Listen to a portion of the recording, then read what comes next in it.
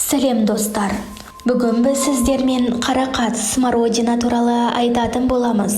Қарақат еліміздің таулы аймақтарында, қалың орман арасында, өзен-көл жағаларында табиғи өсетін көп жылдық бұта тектес өсімдік. Қарақат қара және қызыл болып екіге бөлінеді.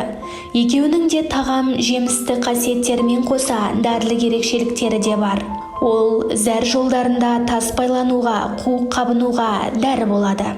Қарақаттың жаңа сығылған шырынын ұмытшақтықты басатын, қан қысымын реттейтін, жүрек қан тамырларының жүрек құлақшасы мен жүйкесіне әсер ететін дәрі ретінде ең тиімді пайдаланады. Оның биіктігі 1,5 метрге дейін жетеді. Бұл түптен бірнеше сабақ шығарып, жапырақтары жазылған алақан тәрізді. Қарақаттан дәрі жасау үшін жемісін, жапырағын, жас бұтақтарын пайдаланады. Оның құрамында С дәрумені, қант, фосфор қышқылы, илік заттар, эфир майлары, калий, фосфор тұздары, темір бар. Халық медицинасында қарақатты ежелден тер шығаратын, зәрді айдап, ісікті қайтаратын, іштің өтуін тоқтататын дәрі ретінде қолданып, атап айтарлықтай нәтижелерге қол жеткізген.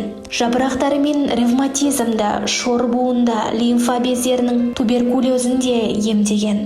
Қарақаттың жаңа сылынған шырыны мен адам ағзасындағы зат алмасуды реттеу үшін күн сайын 1 стакан 2-3-ке бөліп ішіп отырса, пайдалы екенін уақыттың өзі көрсетеді. Қызылқат және қарақаттан жасалған қоймалжың тұнбамен асқазан ішек жолдарының ауруын, асқазан сөлінің кеміп кетуін күн сайын 200-300 грамм таза шырынмен емдейді. Суықтан тұмау тиіп, тыныс жолдарының жұмыс қабілеті төмендеп кеткен жағдайда 2 ас қасық қарақат жемісін 300 грамм қайнап тұрған суға салып тағы да 10 минут ақырын қайнатады. Жарты сағат бұқтырылады. Осыны астан 15-20 минут бұрын әр жолы 2 ас қасықтан ішеді.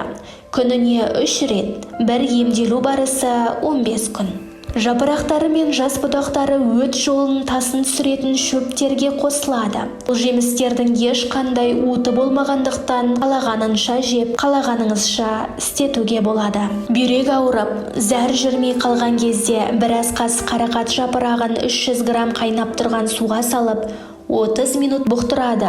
Осыдан ас алдында жарты стаканнан ішеді. Құлақтан ірің аққан кезде 2 ас қасық кептірілген жапырақты 500 грамм қайнап тұрған суға салып 15 минут бұқтырады. Осыны жарты стаканнан 4 мезгіл қабылдайды. Сусамырға 1 ас қасық кептірілген жапырақты 1 стакан қайнап тұрған суға салып 5 минут ақырын қайнатып 2 сағат жабық ыдыста бұқтырады.